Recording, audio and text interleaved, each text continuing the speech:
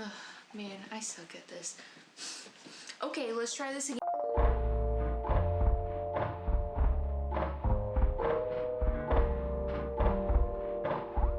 Hello, my spookies. Today we are going to be talking about Thunderbirds while I draw something. I hope you enjoy it, and please like and subscribe. I would really appreciate it. Hello, so we're gonna start with kind of like the folklore legends of a thunderbird. Basically, in Native American folklore, it was considered to be a very large bird that can carry a killer whale in its beak. So just kind of like imagine that in your head. Um, and it is also responsible for the sound of thunder. And they thought that some of tribes thought it a great, mighty, godlike being, and sometimes they're depicted as a regular animal. And mostly thunderbirds are associated with summer. To the Grovant tribe actually believes that um, thunderbirds gave the sacred pipe to the people. So they think of thunderbirds in a very good way, I suppose. They are used as the clan animal in West Coast tribes, and so a lot of totem poles in the area you'll find that they have a thunderbird depicted on them. So let's just get right into the folklore of thunderbirds. So this first story is about a boy that was stolen by some bad thunderbirds. So this little boy, he's called Orphan Boy. I'm going to assume, is an orphan. He's very lonely, and one day he meets a pigeon hawk, just a small bird, and he befriends him and he gives him tobacco.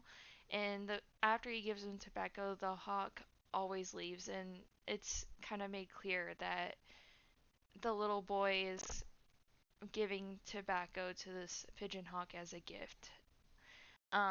Eventually, the pigeon hawk takes tobacco and then leaves again and doesn't really come back for a while.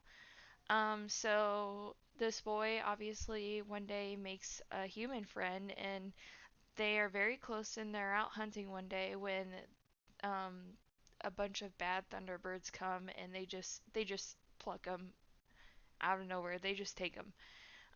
So this friend of this little boy's, he's like, wait, hold up, where'd he go? And he kind of holds out hope that he's going to come back one day. So it doesn't really say how long that this boy is gone, but this friend waits for him, and he comes back to the same place every single day waiting for his friend. Meanwhile, this boy is in this like sky spirit realm almost, and he's tied up and he's beat. He's being starved.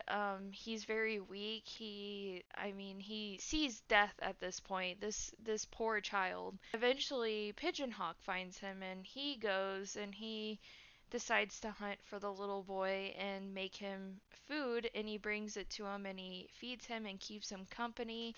But the pigeon hawk seems to be pretty scared of these bad thunderbirds, and eventually the thunderbirds kind of catch on that pigeon hawk is kind of helping the boy, and they decide they're gonna belittle him and make fun of him, and they almost actually hurt the poor thing, and this kind of really gets Pigeon Hawk in a tizzy, and he decides he's gonna go narc on these bad Thunderbirds.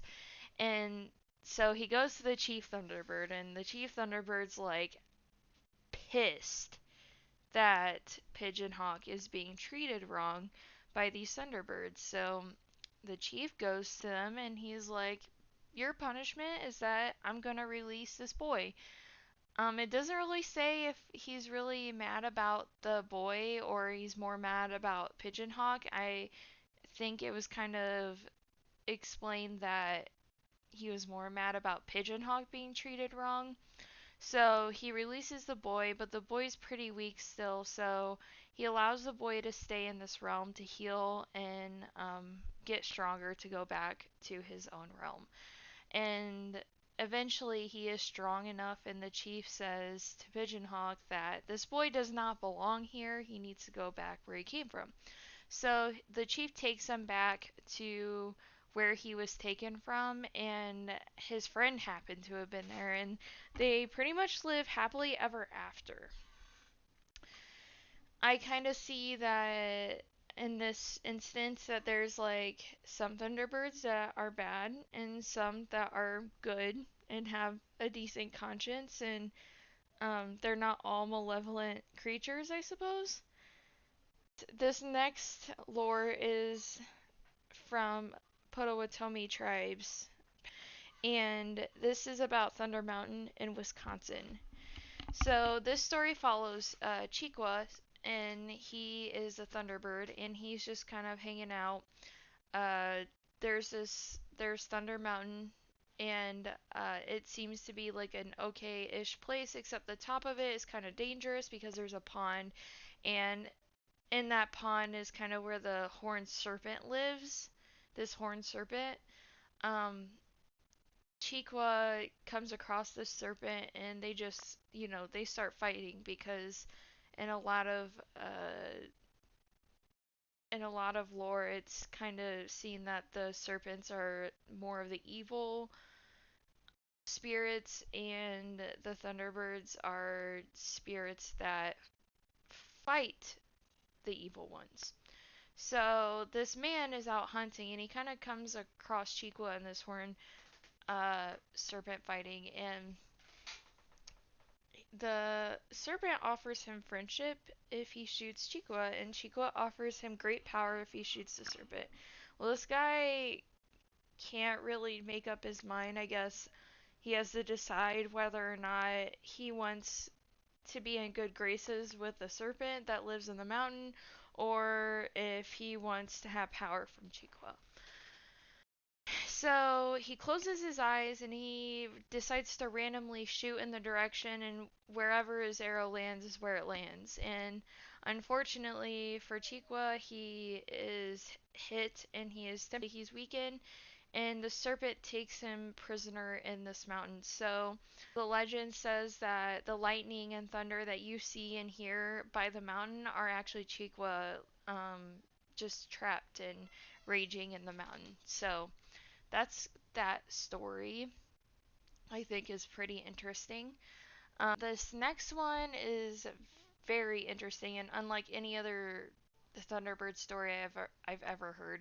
This is titled Thunder Sun, and basically this really really beautiful woman, human woman, meets this like really beautiful man while she's out gathering and doing her womanly chores, and this man falls in love with her, and she falls in love with him, and he asks her if she would like to go back to his home. And she's like, "Sure, I'd like to. Thanks, that'd be great." And she goes back and she meets his sisters and his mother, and it seems like they're the only people that are present. And they all live in harmony and peace. And one day, while he's out hunting, he gets injured. Well, he comes back pretty messed up, and he is laying on the ground of their home, and his head is in this woman's lap, and she's, taking care of him and, petting his hair and, you know, listening to him talk about him fighting this or hunting this deer. I guess in his weakness, he ends up shape shifting into this giant serpent, which makes the woman freak out naturally. I mean, that would make me freak out, but I'm also afraid of snakes, so she freaks out. She kind of runs out of the room, and the mother approaches her and says that they are actually serpent people, but she should know that he loves her a lot, and if she is actually truly terrified and doesn't wish to go back to him, she needs to run and never look back and just keep running because he will hunt her down mercilessly and relentlessly.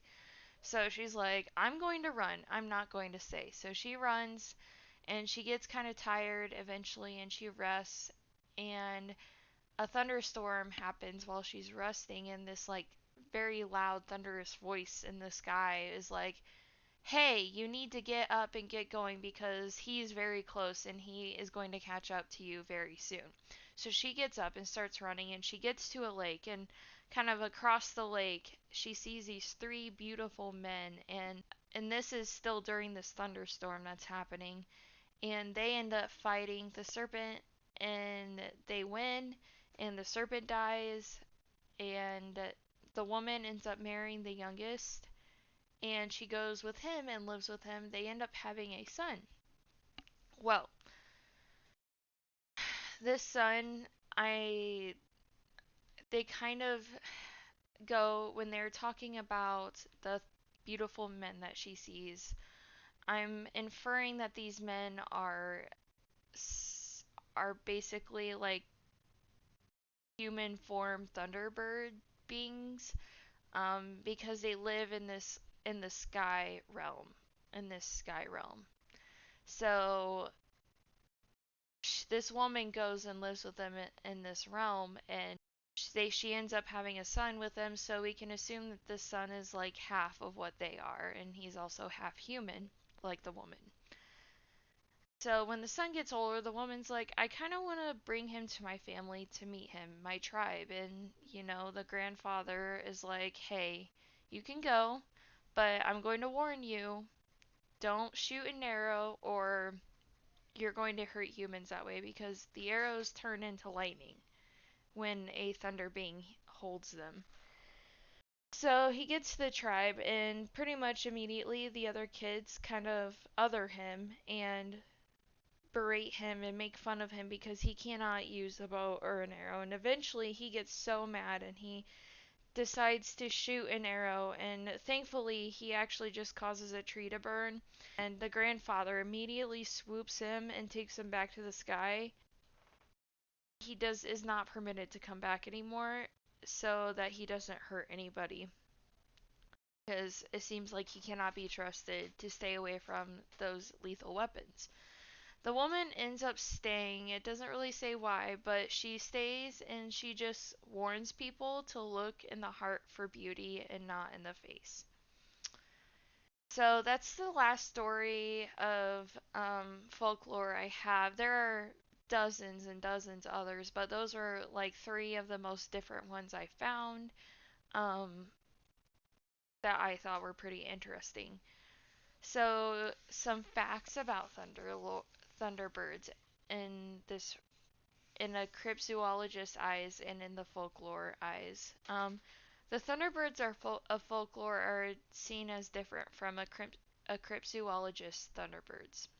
So, a lot of cryptids appear like the ones that inhabit these folklore tales. So, feathered, because a lot of these tales just describe them as like a very large feathered bird.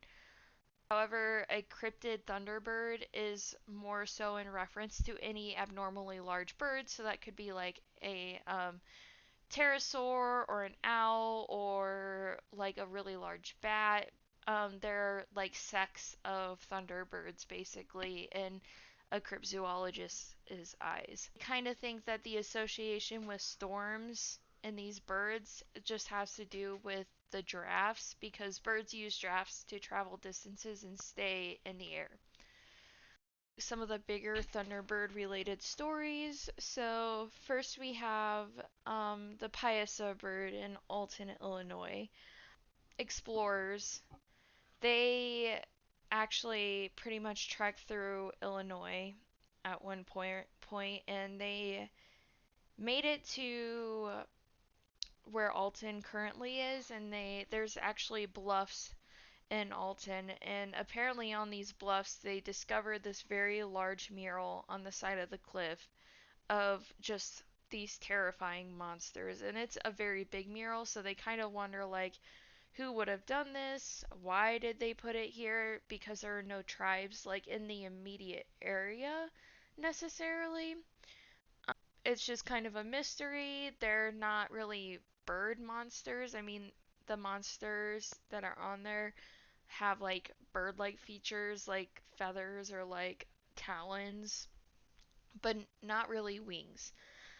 In the 1800s, a pastor ends up adding wings to this monster, thus making it a bird. And I'm kind of gathering that if this was done by Native Americans, it was probably not originally supposed to depict a thunderbird, considering in most times the thunderbirds are seen in a good light in the first place. So this next one, this is going to be Lawndale, Illinois in 1977.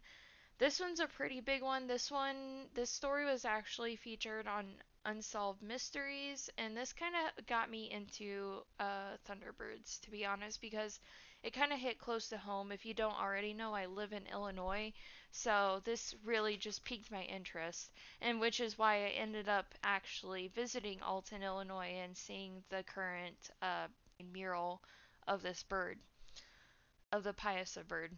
So, anyways, this incident in Lawndale, Illinois. It was basically a group of three boys. They were playing in a backyard. It was like 9 p.m.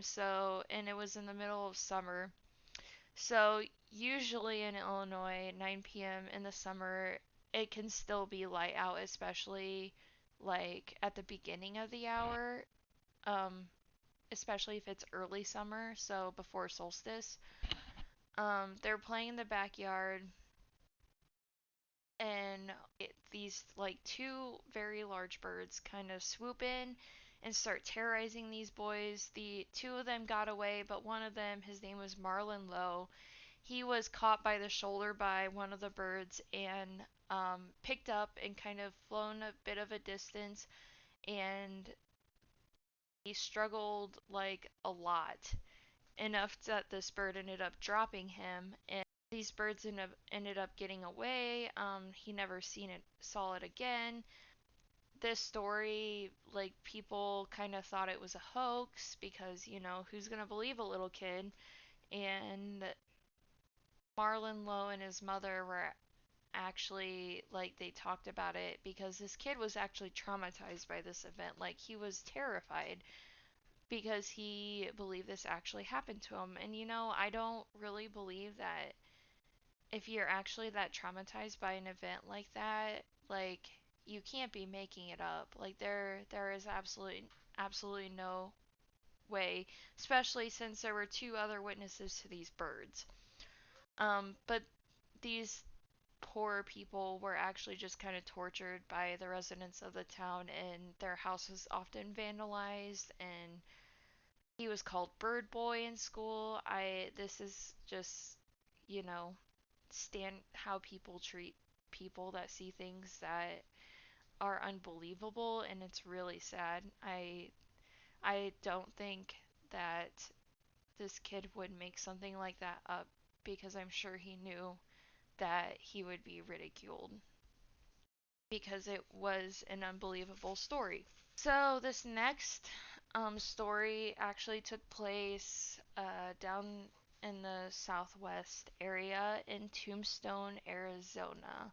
This is a pterosaur story. So I guess allegedly these men were out and they shot a pterosaur, killed it. They took it to this barn, nailed it to the side of the barn, and took a picture with it. And people think it was published in the newspaper, and they're like, if you look it up, you can like see like a supposed clipping of this picture in this article, but this doesn't really make sense because this happened in the 1860s, and Tombstone was a really tiny, small, like almost deserted town, and they didn't really print pictures in the newspaper at that time. um so that doesn't really make any sense. And people think that there was an original story. Um, Basically, one of the older residents of the town had said that he was out with a few people. They were on their horses, and their horses started getting really spooked. It was nighttime, and they saw this like huge bird that without feathers, that it looked like a pterosaur essentially, and they shot at it, but they didn't kill it, and it got away. There were no pictures involved. So I really think that the big story that blew up, like, it was obviously twisted for attention for Tombstone, because Tombstone, like I said, was an almost deserted small town, and they were probably grasping at straws for stories, you know? And so this is like one of the first pterosaur sightings in the western United States. So, some general theories and ideas I have about this is that these large birds that are seen are actually just misjudged in size and are um, actually documented legitimate creatures that are believable. I mean, it's possible sometimes when you look in the sky, your depth perception can be a little off, but I mean, I've seen like eagles in the sky. I've seen really large hawks. I personally don't have an issue with depth perception, and I can tell that like those birds are just larger birds, but I can tell that they're, an eagle, a bald eagle especially. They're pretty big, and I if I see one in the air, I know that that's just a bald eagle. I've also seen turkey vultures. I've seen like full size vultures flying and sitting on the side of the road, and I mean, I think I would know if I saw one of those in the sky that it would be one of those and not a thunderbird. So I'm sure I kind of think it's believable that, thunderbirds actually do exist and people see them and they're not documented. Hence why they're cryptids. So actually, an ornithologist at Illinois State University says that she doesn't actually, or he doesn't actually believe that they exist in the US because there's not actually a lot of food in the area, in the in this general area of the US for these large birds. But another theory that I personally have, kind of based off the folklore, is that these, maybe they're shapeshifters, and they live amongst humans as humans and they eat what we eat. So this could actually explain the food problem and also the elusiveness of the creature, why we don't see them very often. Um, but of course, any like legitimate cryptozoologist probably doesn't see as shapeshifters being real necessarily, anyways. But it's a possibility. You never know. There's a lot of things we don't know in this world. Anyways, this is all I've got on Thunderbirds. Thank you for listening to me. As I do this, I'm kind of picking things up along the way. Thank you for being very patient with me. I really appreciate it. If you really like this video, please like and subscribe. Share it with your friends. I will be posting more videos similar. So just keep a lookout. I will be posting once a week, either Wednesdays or Thursdays. And if I end up not being there that week, or if like I'm out traveling, I'll let you know if there's a video going to be that week or not. But thank you again, and please don't forget to like and subscribe. Thanks for watching. Bye bye.